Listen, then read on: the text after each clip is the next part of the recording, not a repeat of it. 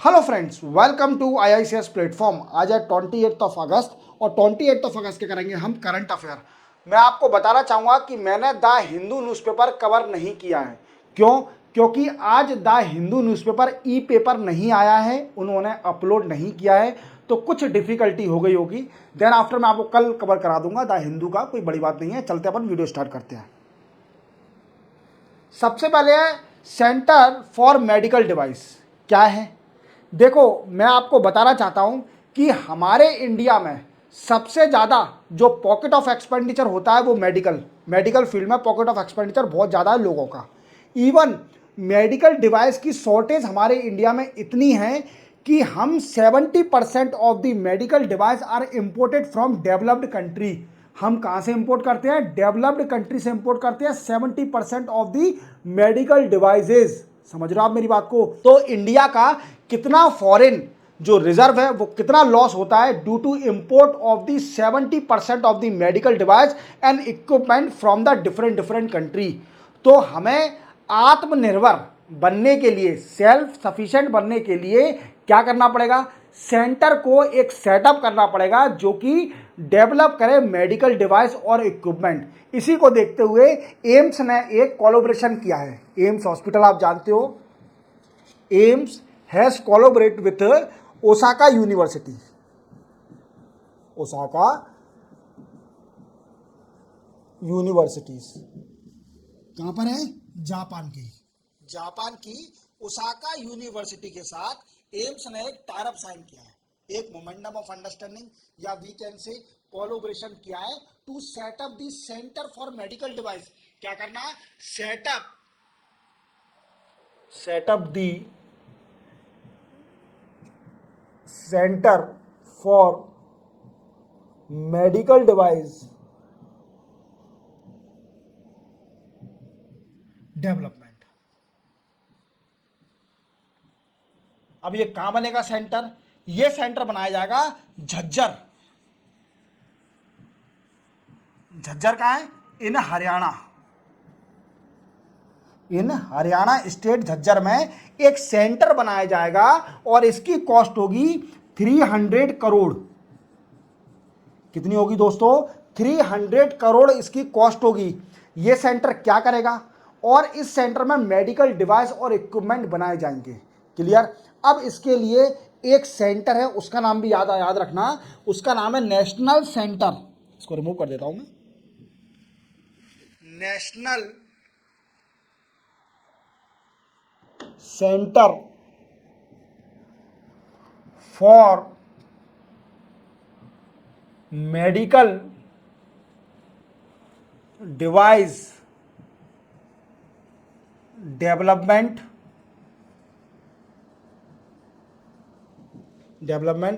Innovation and validation. ये क्या करेगा? ये ट्रेन करेगा और we can say skill development, skill training. ये ट्रेन करेगा to physician,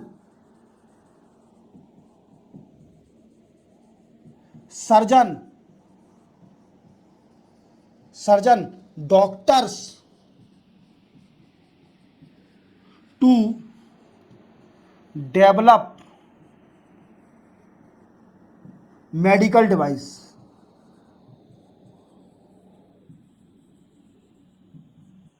and equipment.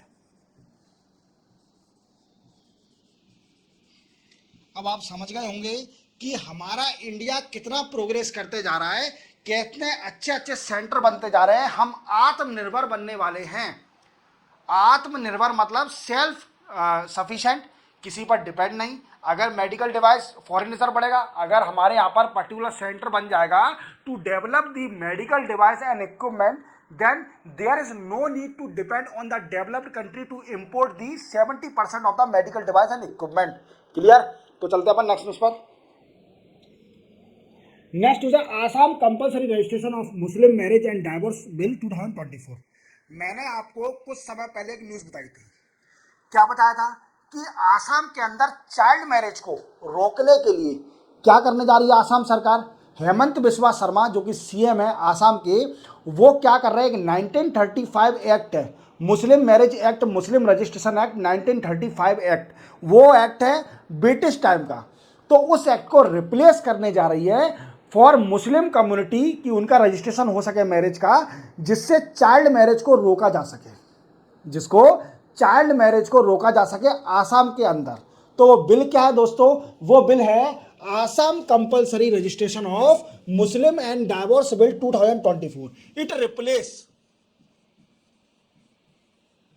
Replace 1935 act, 1935 act को रिप्लेस करेगा। वो मत समझना government of India act 1935 act, वो एक्ट नहीं है ये अलग एक्ट है 1935 में जो मुस्लिम मैरिज के लिए निकाला था। ये एक्ट था related to registration of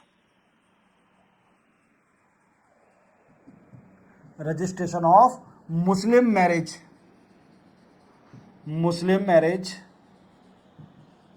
and divorce. अब हम समझेंगे इस बिल में क्या क्या है, कैसे मुस्लिम का रजिस्ट्रेशन होगा मैरिज का। देखो मैंने आपको एक और टर्मिनोलॉजी बताई थी, मेरा एक वीडियो पड़ा है इंडिविजुअल एक मैरिज के ऊपर, जिसमें मैंने आपको मैरिज के बारे में पूरा बताया है। एक टर्मिनोलॉजी बताई थी मैंने उसमें आपको, सोलमनाइज्ड मैरिज। क्या होता है ये सोलमनाइज्ड मैरिज?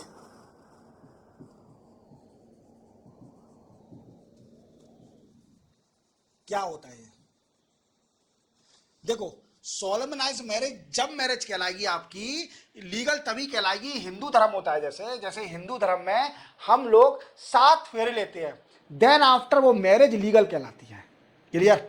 अगर 7 फेरे नहीं लेंगे शादी में तो मैरिज नहीं कहलाएगी। तो 7 फेरे एक लीगल है, जो मतलब तरीका है जो हमारी मैरिज को लीगल करता है। ऐसे ही मुस्लिम में भी कुछ होता होगा, उनके रिलीजन में उनके कोड है कुछ रिलीजन के, उसके रिलीजन के हिसाब से उन्हीं की मैरिज सोलमनाइज करी जाएगी। और अगर एक और चीज़ देखी जाती है इसमें, अगर आपने चाइल्ड मैरिज की है तो वो चाहे 7 फेरे लो, चाहे आप कुछ भी करवाओ, किसी भी कम्युनिटी के हिसाब से, रिलीजन के हिसाब से, आप कोई से भी कोड के हिसाब से, कोड जो है उनके उस हिसाब से मैरिज करते हो और वो चाइल्ड मैरिज है तो वो सोलमनाइज मैरिज नहीं कहलाएगी, वो रजिस्टर्ड नहीं होगी। रजिस्टर्ड कब होगी? जब आप ओवर एज है, व्हाट आई मीन चाइल्ड से 18 ईयर, अगर गर्ल्स की एज 18 ईयर से अबव है और बॉयज़ की एज 21 से अबव है, then after it is considered as a solemnize marriage. Clear? अगर ये नहीं होता है तो वो सोलमनाइज मैरिज नहीं कहलाएगी। क्लियर? अब ऐसा है कि मुस्लिम को रजिस्ट्रेशन करने के लिए पहले इस बिल का क्या क्या मतलब एम है, एम जान लें। Prevent child marriage,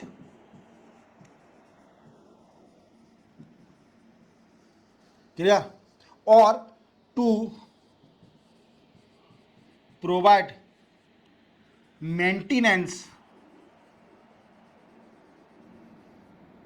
and inheritance properties rights to widow और डाइवोर्स वुमेन, इसका एम है। क्लियर? एम समझ में आ गया। अब समझेंगे कैसे मैरिज का रजिस्ट्रेशन होगा, मुस्लिम लोग हैं उनकी मैरिज कैसे रजिस्टर करी जाएगी। सबसे पहले मुस्लिम लोगों का जो शादी होती है, मतलब शादी नहीं, उनका निकाह होता है, सॉरी निकाह बोलते हैं, शादी तो हमारे हिंदू धर्म में होती है, उनका होता है निकाह। तो वो निकाह जो होगा वो उसको रजिस्ट्रेशन करने के लिए जाना पड़ेगा registration office, registration officer of marriage के ऊपर जाना पड़ेगा, वहां अपनी मैरिज को रजिस्टर्ड करवाना पड़ेगा। क्या करना पड़ेगा? रजिस्टर्ड कराना पड़ेगा। देन आफ्टर जो ऑफिसर होगा वो इसको चेक करेगा कि ये चाइल्ड मैरिज तो नहीं है, ये चाइल्ड मैरिज तो नहीं है, मींस लीगल तरीके से जो लड़की है, जो वुमेन है, उसकी एज अबव 18 ईयर है और जो लड़का है उसकी अबव 21 ईयर एज है शादी के टाइम। क्लियर? ये चेक करेगा। इन केस उसको लगता है कि ये चाइल्ड मैरिज है क्योंकि शादी के टाइम लड़की की एज कम थी या फिर लड़के की एज कम थी, तो इस मैटर को वो भेज देगा किसके पास?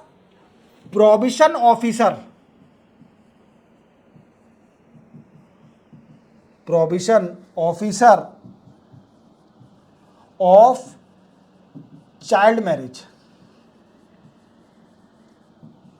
किसके पास भेजेगा? Prohibition officer of child marriage के पास ये मैटर चले जाएगा। चला गया मैटर। अब इस हिसाब से उनको जो लीगल तरीका है, लीगल एक्शन लिया जाएगा। क्या लिया जाएगा? लीगल एक्शन लिया जाएगा। लीगल एक्शन लिया जाएगा। और अगर लीगल एक्शन लेने के बाद जो कपल है वो सेटिस्फाई नहीं है उन decision of the prohibition officer of the child marriage, then they have option to go और appeal in the district registrar. कहां पर अपील कर सकते हैं? डिस्ट्रिक्ट रजिस्ट्रार में, डिस्ट्रिक्ट रजिस्ट्रार में अपील कर सकते हैं। और डिस्ट्रिक्ट रजिस्ट्रार से भी खुश नहीं है तो वो जा सकते हैं कहां? Registrar general of marriage. कहां पर जा सकते हैं? रजिस्ट्रार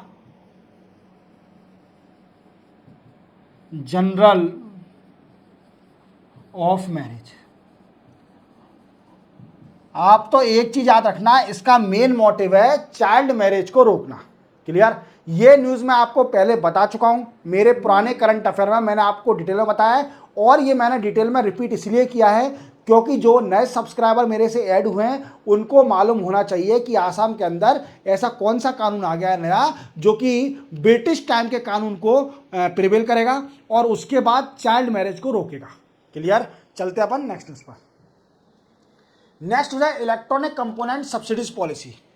देखो, मैं आपको बताना चाहता हूं कि हमारे भारत में इलेक्ट्रॉनिक सामान का बड़ा ही इंपोर्ट होता है। मीन्स मोबाइल फ़ोन आप यूज़ करते हो, कई सारे मोबाइल आते हैं मार्केट में, ओप्पो का, रेडमी का, एप्पल का और कई सारे फ़ोन। ठीक है, मेरे पता ओप्पो भी आता होगा, वीवो भी आता है ना, वीवो का फ़ोन। तो ये कई सारे फ़ोन आते हैं। और आप देखिए हमारे इंडिया की ऐसी कोई कंपनी नहीं है जो कि बहुत फेमस हो। तो आप देख रहे हो, तो इससे ये निकलता है कि मोबाइल तो नहीं, we can say electronic component हम बहुत पीछे हैं इलेक्ट्रॉनिक कंपोनेंट में।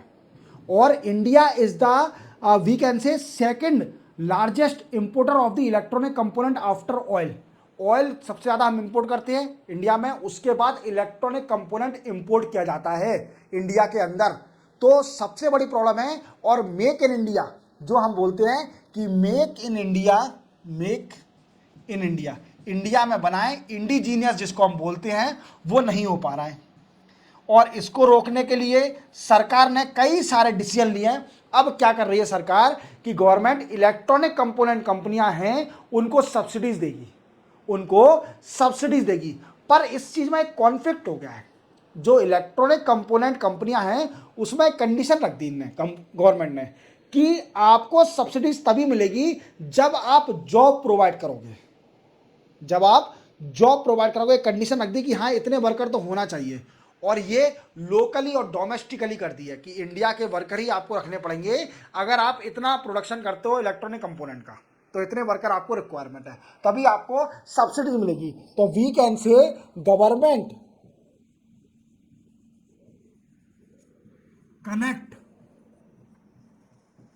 connect we can say subsidies with job creation, job creation. Government ने सब्सिडीज को कनेक्ट कर दिया जॉब क्रिएशन के साथ। आप देख रहे हो, तो ये क्या है, एक टसल बन गया है। We can say it become a tussle between electronic component company and government. How it is possible that provide that much of employment to the job where India is backward in term of electronic component manufacturing, जिसमें India backward है in manufacturing of the electronic component. तो कैसे इतने सारे लोगों को employment दिया जाए? तो ये बड़ा ही कंट्री पॉइंट बन गया है दोनों के बीच में। और अगर इंडिया में देखा जाए, तो इंडिया में बोला गया है कि कम से कम 1 रुपीज का इन्वेस्टमेंट करिए और 20 रुपीज टर्नओवर आना चाहिए। ये वर्ल्ड वाइड है क्या? अगर आप 1 रुपीज का इन्वेस्टमेंट करते हो तो आप 20 रुपए तो कम से कम कमाइए। बट इंडिया में ये नहीं है। इंडिया में कितना है? 1 रुपीज का investment 3 to ₹4 only turnover, 3 to 4 rupees only turnover. समझ रहे हो आप मेरी बात को कि India is more backward in term of electronic component manufacturing. आप समझ गए होंगे मेरी बात को कि इंडिया कितने पीछे है, और India is the second largest importer of the electronic component after oil.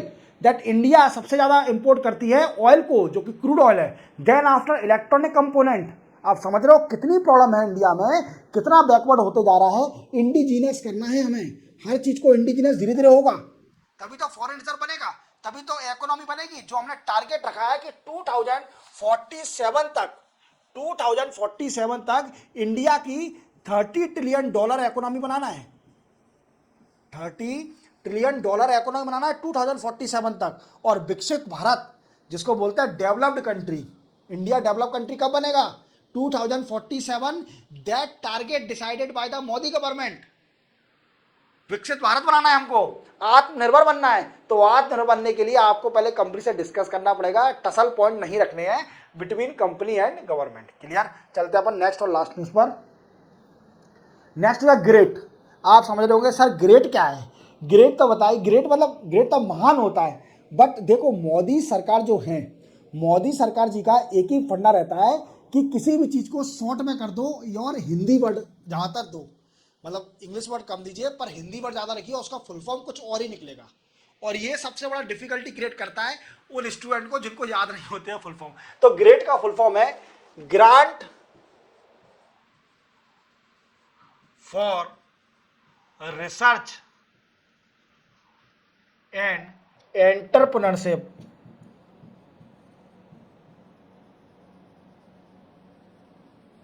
Entrepreneurship across